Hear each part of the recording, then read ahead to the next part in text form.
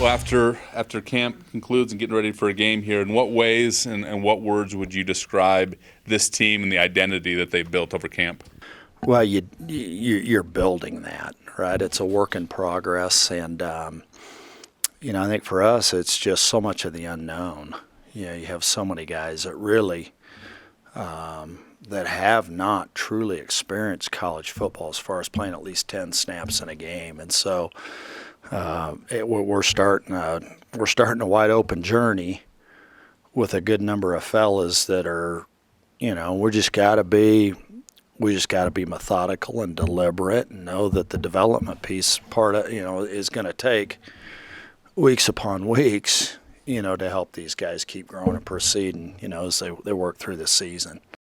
With the development at positions that have given you pretty great production, being replacing Brad Roberts and Hazik, in what ways can you plug and play, or do you have to reimagine some ways within your offense to fit the personnel that's now going to be taking that spot?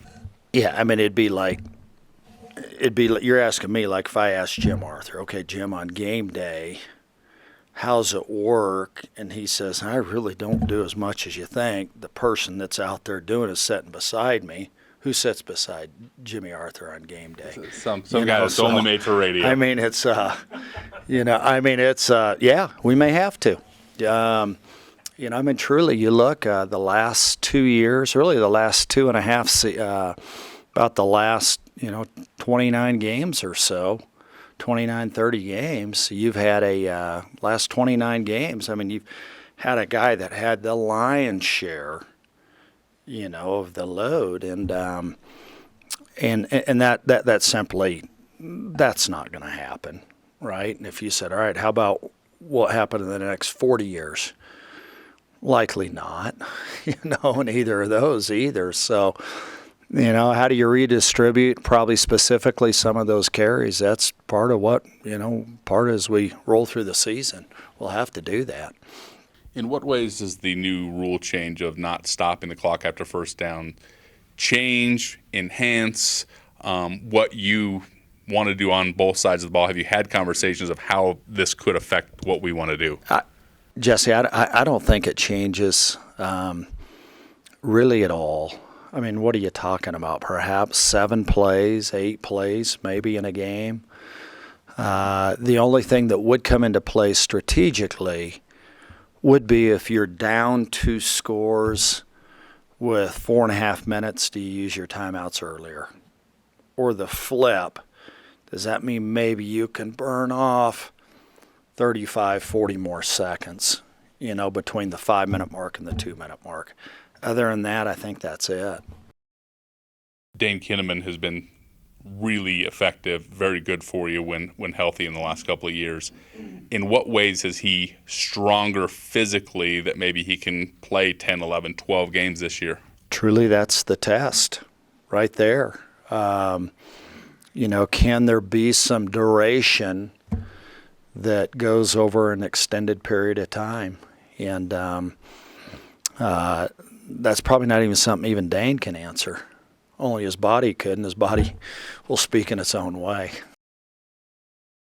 Coach, Jordan Jackson looks like he got waived by the Broncos today. I know you're a big Jordan Jackson fan, and I am too. I was wondering, what your thoughts are for a guy who's working so hard, hasn't quite seen that success yet, but a guy with the work ethic that you know. Well, I think the amount of success that he's had is way up here.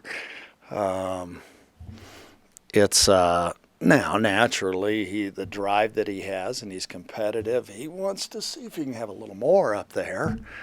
And yet we also have to remember he's only been a part of that endeavor for 14 months, and so maybe there can still be some opportunities out there, and I believe there will be. I mean, he's durable, the versatility, and most of all, just the way, as a human being, how dependable he is. Do you still get butterflies for opening day after all these years? You get excited. I'll tell you that. I mean, absolutely. if that's part of it. And, and candidly, before every game that we do play, you realize, all right, not everything's going to go the way you try to rehearse and plan and the whole bit, and that includes this week. I mean, it's no different what we shared with our guys yesterday. Who we play this week, who we play every week, they could end up with more points than we have at the end of the game, and yet also we can be pretty darn competitive in some games too. And that will certainly be the challenge this week. Inching closer to kickoff on Saturday, any challenges you see from Robert Morris that you guys are kind of honing in on to focus on in practice? Yeah, I'll say this. This is hands down the most time we've ever put into an opening game opponent. And probably a part of that is certainly the scheme part. You're playing somebody you've never faced, and so it requires not only what they've done in recent years, but maybe seeing if you have to go back even further rather than only the last couple of seasons. The other part is just trying to grasp their personnel, which honestly, that's a challenge for us anytime we play somebody in the first 3 weeks. Schools that have a good number of transfers that come in, of being able to see maybe a certain leverage with what you want to play. Maybe do I want to line up at 5 yards or I want to be at 7 yards?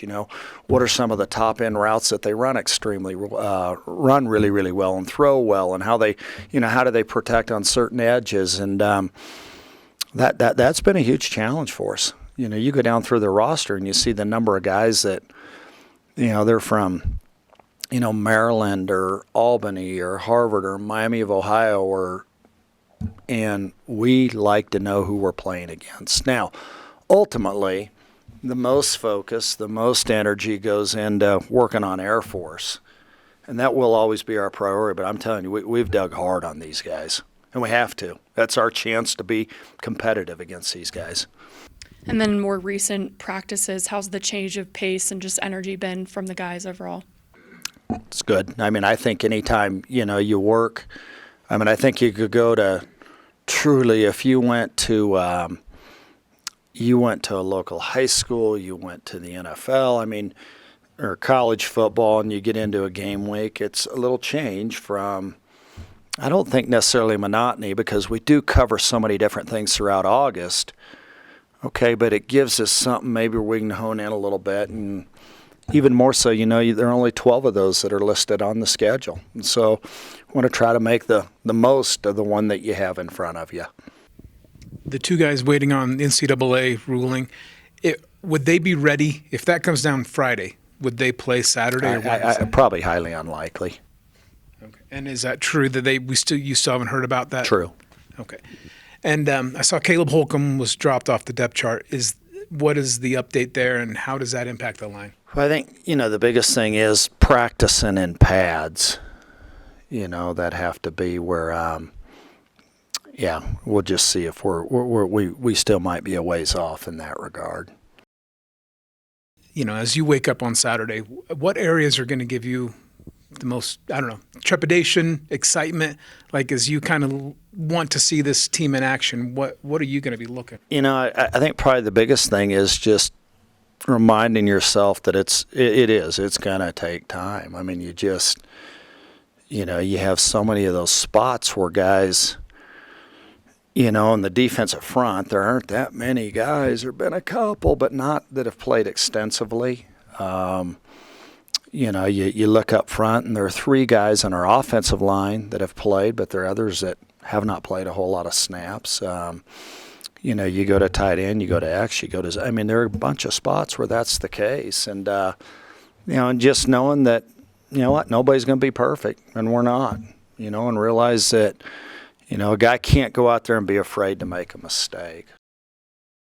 And with the way you've handled the quarterback situation and still, listing an or, is there any concern that could backfire from a psychological standpoint? If a guy thinks he's still going to be the guy we're factoring largely, and then he's told late that he's not, is there concern about how that impacts chemistry, how he reacts to that?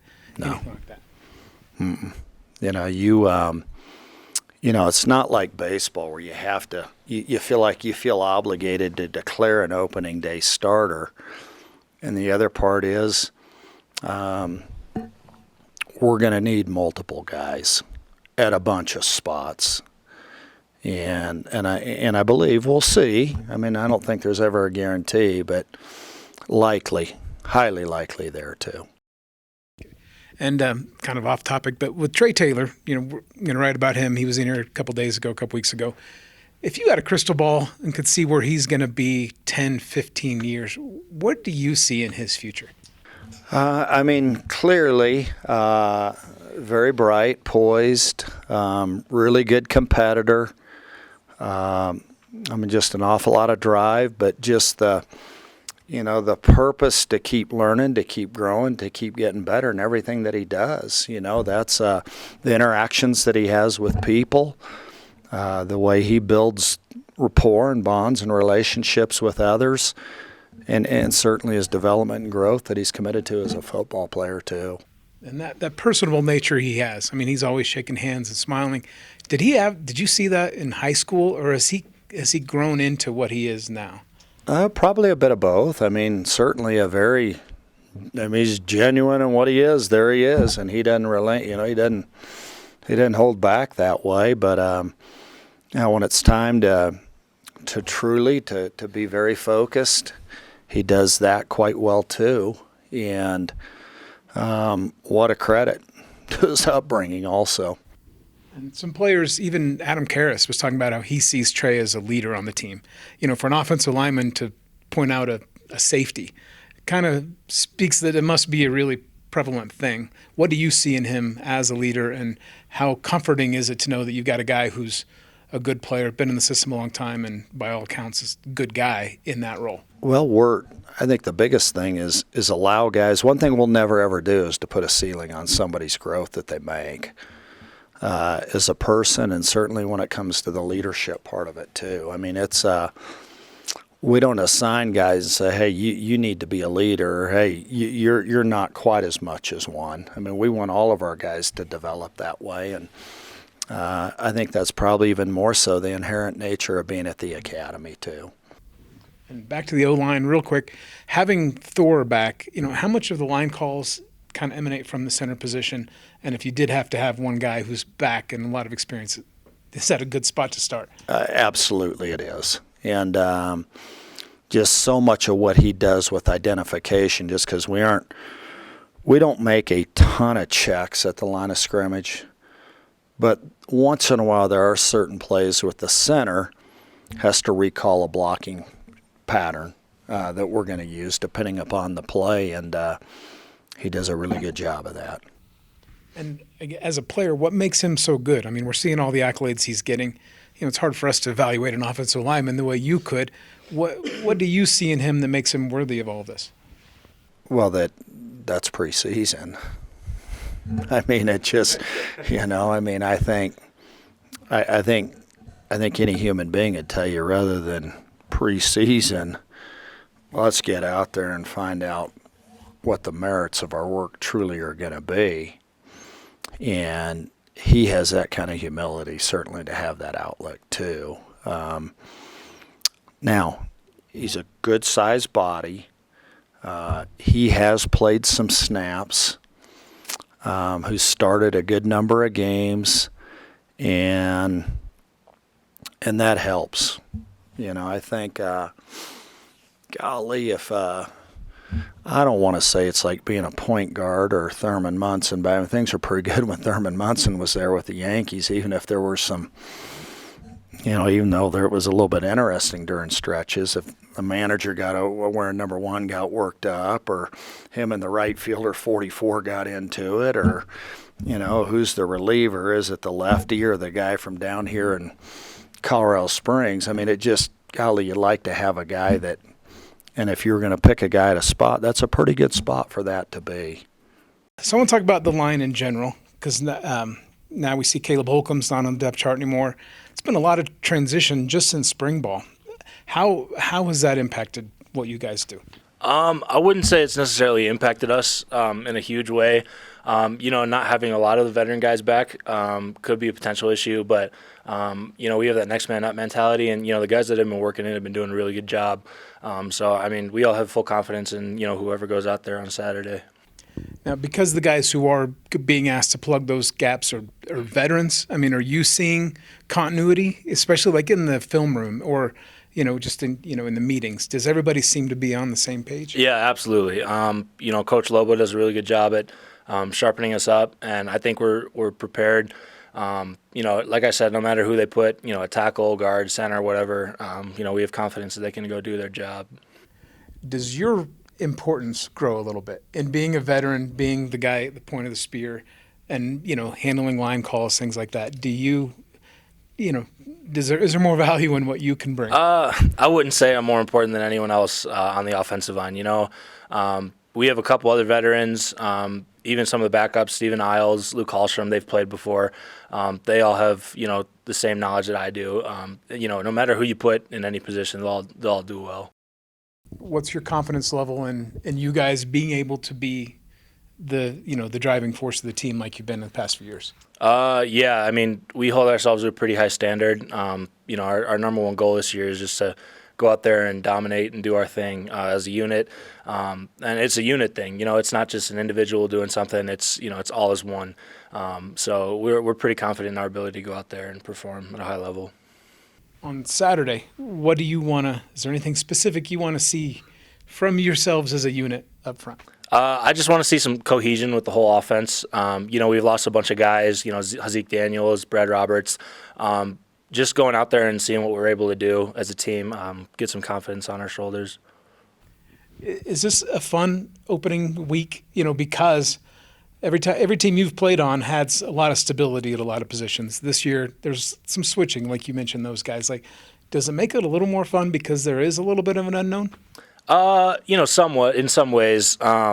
It's just exciting seeing some of the guys that I've played with since I went to the prep school. Seeing them get a chance to go out there and compete. But it's just like any other opening day. We're taking just the same precautions, and everyone's confident that they can go out there and do their part of the job. Last time we talked, you were preseason All Mountain West. You've added a number of things since then. How much fun has this been? Like, does it add some pressure to you? What's your perspective on all this? Yeah, I mean, it's truly a blessing. I'm really lucky. All of them kind of caught me by surprise. I wouldn't say it adds any pressure. I didn't do anything different to try and get those. I've just been working, and I think that the offensive line as a whole, we're all confident that we can go out there on Saturday and just perform. And I don't think anything changes for me in particular. This is kind of random, but when Adam Karras was in here, he mentioned Trey Taylor as being a clear leader on the team. What's your perspective of Trey in that role, or just his personality? Anything about him? Yeah, absolutely. Trey's definitely one of the best leaders we have on this team. On the defensive side, and collectively, he can bring everyone together. That's something that we're all looking for. And Trey's just that one guy that can. He's a centerpiece to everything, I guess. So he's definitely probably the best leader we got on this team, and we all look up to him. Why do you think that is? I'm not sure. Trey's just a really outgoing guy. I myself am kind of quiet. I've been trying to change that though. And yeah, we all just look up to Trey. He's experienced, and he knows what he's doing. So we all just look up to him. What do you think he could do in the future? I mean, I don't know. He's a really good athlete. I think he could probably go to the NFL. I'm hoping we see in the future, but right now we're just focused on this season. So. You kind of touched on this earlier, but the O-line as a group, you guys are kind of approaching it just, I guess, as another game. But I guess individually as a senior, are you approaching this first game any differently? No, I wouldn't say so. It's the same as it has been for the past couple of years. It's another opponent, just a different team. And for me, it's exciting. My first game as a senior, it's really surreal for me. But, as far as the team, we just want to go out there and do what we can to win. It's a little surreal for you, but I was wondering, you think about opening day and all that goes into it. What are you looking forward to the most, maybe even before the actual first snap, first whistle? What are you looking forward to the most just being out there? Probably just the atmosphere. We have a beautiful field. The fans get into it, flyovers, whatever. It's just that pageantry of Air Force football. I missed that since last season, and going back out there on Saturday with all my brothers, it's going to be exciting.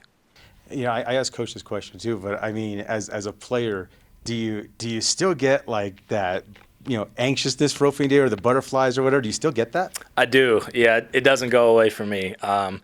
I think some guys have probably evolved from it, but before every game, I still got those butterflies. So, how proud does it make you to be a part of a program that, regardless of who graduates or whatnot, you guys have just continued to build this insanely high standard? Yeah, I'm extremely proud. Like you said, we hold each other to a very high standard. That's just part of the culture we have here at Air Force football. And, not only when we play, when we graduate too and become officers in the Air Force.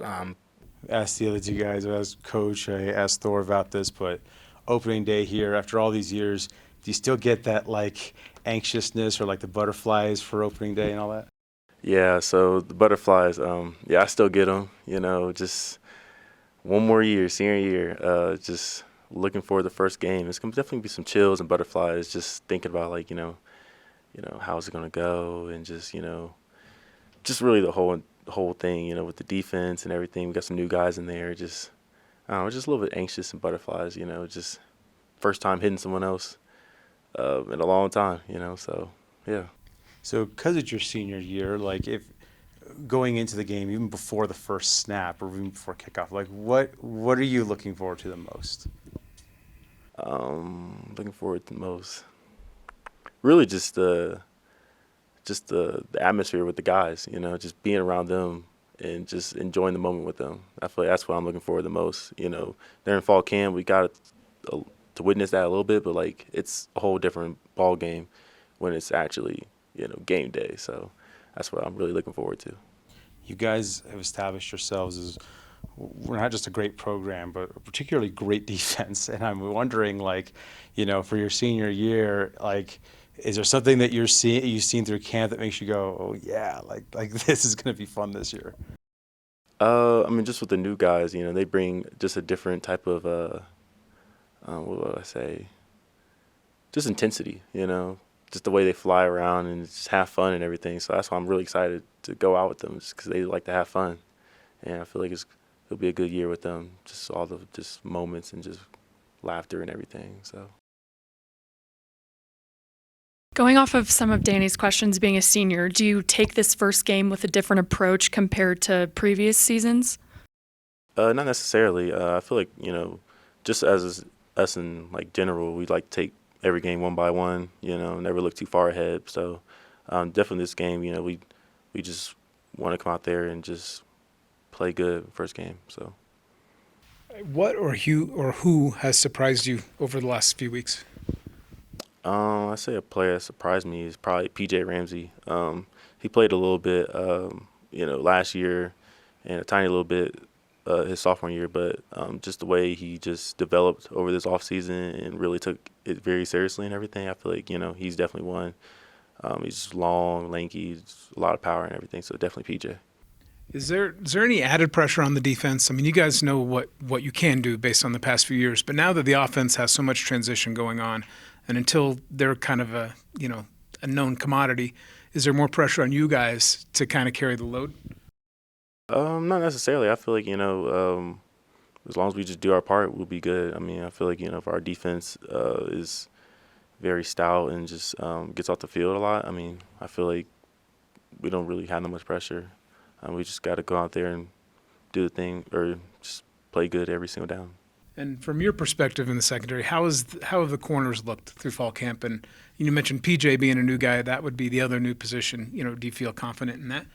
Oh, yeah, definitely with the corners. We definitely have some really good guys coming up here, just with, Jerome, Jamari Bellamy, Corey Collins, even Trey Williams and stuff. Like, we definitely got some good guys with some good talent and everything, and just the quarter depth, just with their speed and just their athleticism.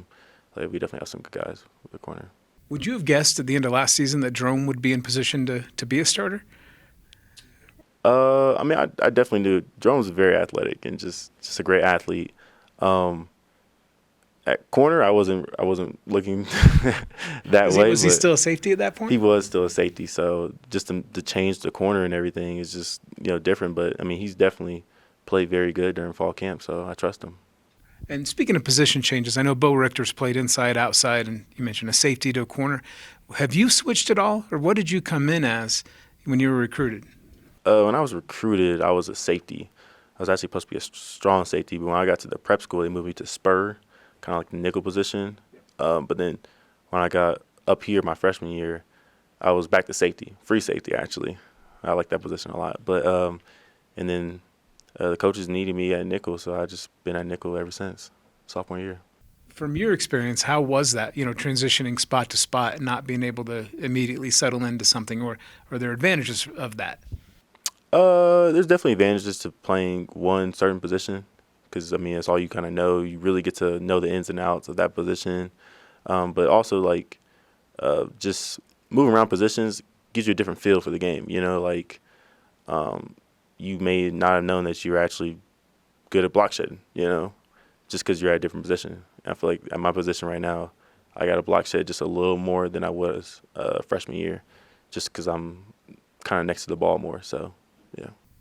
And when going into the game Saturday, what is there any specific area you want to see from the defense that maybe you're not totally sure about, or are there any question marks in your head? Just the only thing that I would think of is just our communication. I want to see how well we communicate actually when stuff's on the line. You can kind of see it through fall camp, but at the same time, it's a little different in the game. Just how exact with our communication are we? So that's what I'm looking forward to seeing for us. Okay. And then in the secondary, how is Trey Taylor's role, in terms of being a leader, being vocal? What do you see from him? Trey, I mean, Trey's just Trey's like the life of the team, So in terms of his leadership, he just brings that energy, So without him, we would just not have the energy that we need to go out there. So just really from Trey, he's just being vocal and just making sure everyone's all right. That's what Trey brings to the team, and that's how he is as a leader. I mean, it's pretty huge praise to say someone's a life of the team. What about his personality elevates him to that? Trey's just I wouldn't say goofy, but he kind of is a goofy type of guy, So whenever you look at Trey, he's just he's just I don't know, he's just wants to have a good time and wants to see everyone succeed and everything. So I feel like Trey's like the vibration that we have for the team. So are you outgoing by nature? So he seems to be very outgoing. Are you like that? I would say I'm more on the quiet side, but like I said, I can be outgoing sometimes, But it really just depends. But Trey's definitely more outgoing than I am.